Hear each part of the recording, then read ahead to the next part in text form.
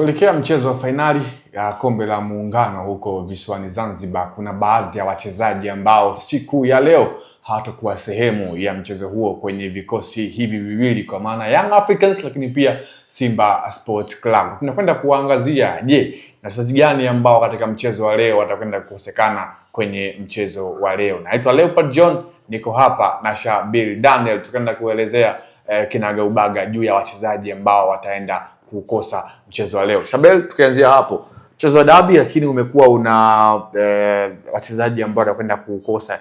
Tukianzia kwa Young Africans ambao wao ndio wenyeji wa mchezo wa leo, wachezaji gani wapi ambao wanakwenda kuwakosa kwa mchezo wa leo? Mchezaji ambaye uhakika taarifa zake atakosekana kwenye mchezo wa leo ni beki wa kushoto Mohamed Hussein Shabalala ambaye alipata majeraha kwenye mchezo wa mwisho wa ligi ambao Young Africans walicheza dhidi ya Mbeya City. Alipata majeraha ya misuli, kwa hiyo akakosekana pia kwenye mechi zile za awali za mashindano ya Muungano Cup, mchezo ule wa kwanza dhidi ya Makumbi wa robo finali, lakini pia akakosekana kwenye mchezo wa nusu finali dhidi ya Azam.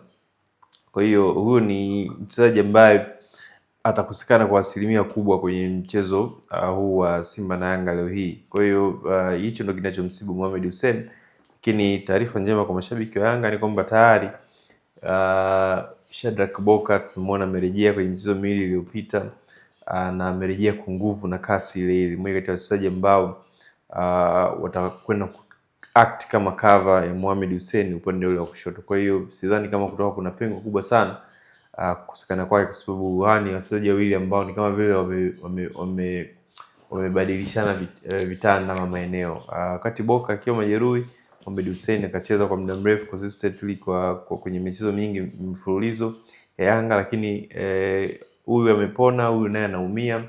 Kwa hiyo wamebadilishana, wamepeana replacement hapo. Mmoja anarudi kitandani, mwingine anarudi uwanjani. Anarudi uwanjani basi mwingine pia anarudi kitandani.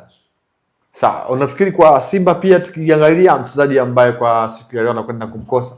Simba nao kuna hatihati, anaweza kukosekana Nixon Kibabagi, fullback pia wa kushoto wa Simba. Yeye alipata majeraha kwenye mchezo ambao Simba walicheza na Fountain Gate, mchezo wa ligi wiki mbili zilizopita kule Arusha. Amekosekana kwenye michezo almost mitatu ya mwisho ambao Simba wamecheza katika mashindano tofauti. Mchezo mmoja wa ligi dhidi ya Namungo alikosekana, lakini michezo miwili ya robo finali na nusu finali ya Muungano Cup yote Nixon Kibabagi hakuwepo. Though ameanza mazoezi, alienda alisafiri na timu Zanzibar, lakini mara nyingi amekuwa akihusika kwenye session za mazoezi. Sijajua utayari wake wa kimwili utakuwa vipi, kwa sababu amekaa nje kwa muda mrefu akiuguza majeraha hayo ya mguu. Kwa hiyo naye pia ile kukosa ile match fitness, kukosekana kutokamilika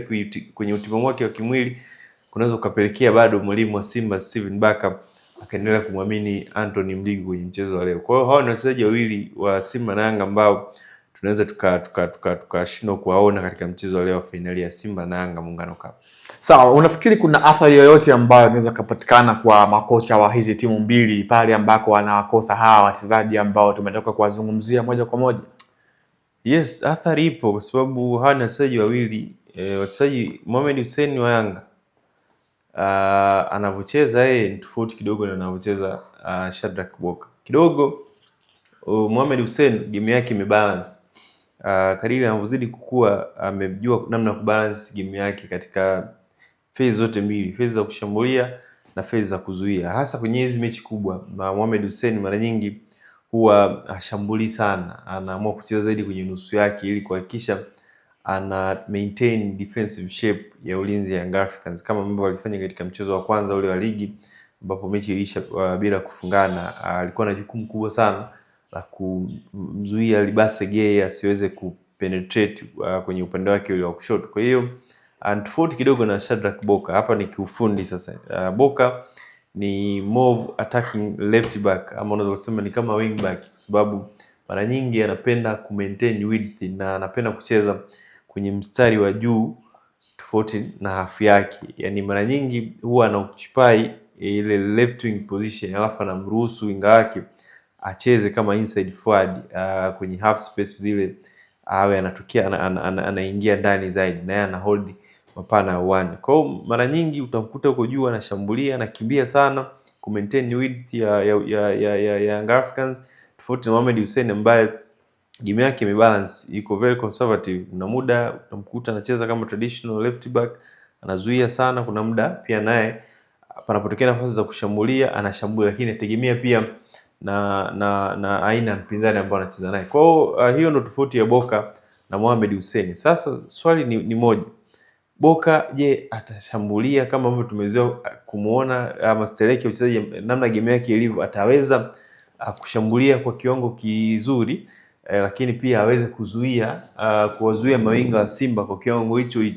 Itakuwa ni jambo ambalo ni very interesting kulishuhudia katika mchezo wa leo, kwa sababu Simba wana mawinga wazuri sana. Endapo ukimwacha na mtu mmoja kumkaba bila kuwafanyia double marking, inaweza ikaleta madhara makubwa sana, kwa sababu kwenye mchezo ule wa kwanza wa ligi tulikuwa tumeona Mohamed Hussein Zimbwe anasaidiwa na wachezaji wawili.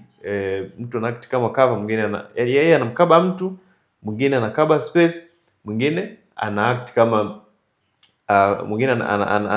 kama mtu ambaye anaosha katika mazingira ambao hawa wote watakuwa wameshindwa kumdhibiti mtu, na alikuwa anafanya hivyo Mohamed Hussein man to man na Libase. Lakini upande wa kushoto kule alikuwepo Ibrahim Baka, alikuwa na cover space, lakini mwingine alikuwa na act kama sweeper na mtazama watchman, either Duke Abuya ama Mohamed Damaro. Kwa hiyo leo hii nataka nione sasa kama Libase anaanza atadhibitiwa vipi na Shadrack Boka. Je, atapata msaada wa kiungo mmoja wa katikati na beki wake wa pembeni? Hilo ndo swala la kiufundi ambalo tunatakiwa tulione katika mchezo wa leo. Lakini kuhusu Kibabage, ubora wake mkubwa sana ni kukimbia kwenye space. Kimbia kwenye space anamruhusu Anise Aura kucheza zaidi ndani na kutengeneza nafasi ama kufunga magoli. Na yeye pia kama Boka, yani Boka na Kibabage hawana utofauti, yani uchezaji wao unafanana. Sema sasa huyu Nixon Kibabage naye ameboresha game yake. Ni mtu ambaye ana mapafu ya mbwa, anaweza akakimbia kwa haraka kwenye touchline, akakava eneo kubwa la upande wa kushoto kwa kushambulia na kukuzuia. Ana hayo mapafu, ndio maana game yake ndio ukisikia wanayanga wakwambia anajitutumua, ama watu wanaosema kwamba anajitutumua, game yake imebase kwenye energy, anatoa energy kubwa. Nishati yake ya uchezaji ni kubwa sana. Inawezekana ni mmoja kati ya wachezaji ambao wanaalaga wamechoka sana kwa sababu ya kucheza jihadi, kushambulia kwa wakati na kuzuia kwa wakati. Kwa hiyo kukosekana kwake leo anayeumia sana ni winga wake Libase Gwe, kwa sababu itamlazimu acheze na mtu kama Anthony Mligo ambaye yeye ni more of traditional left back, anazuia sana kuliko kushambulia. Kwa hiyo atampa kazi kubwa sana Libase kuchezesha timu either anapoingia ndani, lakini pia kuoccupy nafasi ile ya winga ya kushoto. Sawa, tumeshuhudia rotation katika upande wa golikipa kwenye timu ya Simba. Hussein Abel anaonekana kwenye game mbili back to back. Kuelekea mchezo wa leo, tutegemea kuweza kumuona Jibrila Kasari kutokana na uzito wa mechi yenyewe husika, ama bado mwalimu ataendelea kumwamini Hussein Abel na kumalizia kwenye haya mashindano? Nafikiri kwa vile wanaelekea Simba baada ya mchezo wanarudi kwenye mikiki ya ligi, nadhani atampa nafasi Mahmoud Tanja Kasari aweze kuendelea kusharp kiwango chake, kwa sababu amekaa nje. Mechi ya mwisho aliocheza ni Namungo zaidi ya wiki moja mbili zilizopita. Kwa hiyo anatakiwa arejee katika ile sharpness na apate ile match fitness. Kwa hiyo lazima hii mechi aanze ili kumuandaa pia kwa ajili ya mchezo mwingine ambao unafuatia wa ligi, tena dhidi ya mpinzani huyu Young Africans. Sawa, kwa kumalizia tuje tuangazie katika maeneo ambayo watu wengi wamekuwa wanayaona kama mchezo wa leo utakwenda kuamuliwa hapo, na katika eneo la katikati mwa uwanja. Hapa ndipo ambako kumekuwa kuna bato kubwa. Maodo Kante mchezo uliopita hakuwa bora kwa upande wa klabu ya Simba dhidi ya Mlandege. Leo mwalimu Steve Becker tutegemea akiwa ameingia vipi kwenye huu mchezo? Tumtegemea kumuona Neo Gift Maema sambamba na Yusuf Kagoma, ama pia tutegemea surprise katika hilo eneo vile vile kwa Young Africans katika eneo katikati mwa uwanja? Tukianza na Yanga huwa hawana mambo mengi kwenye hizi mechi kubwa za maamuzi. Hawabadiliki. Viungo wanne ni must katikati kuwaona. Tena viungo wale wenye wakabaji wote na wale box to box. Nikizungumza box to box, Max pamoja na Mudathir. Ni must watakuwepo, wataanza kwenye mchezo wa leo. Lakini nyuma yao watakuwepo viungo wawili ambao very athletic kwenye cover ground kwa eneo kubwa sana la uwanja. Duke Abuya na Mohamed Damaro kwenye kuweka sana pressure kwa wapinzani. Kwa hiyo hao ni viungo wanne ambao Yanga huwa lazima waanze nao kwenye michezo yote mikubwa wakiwa fit.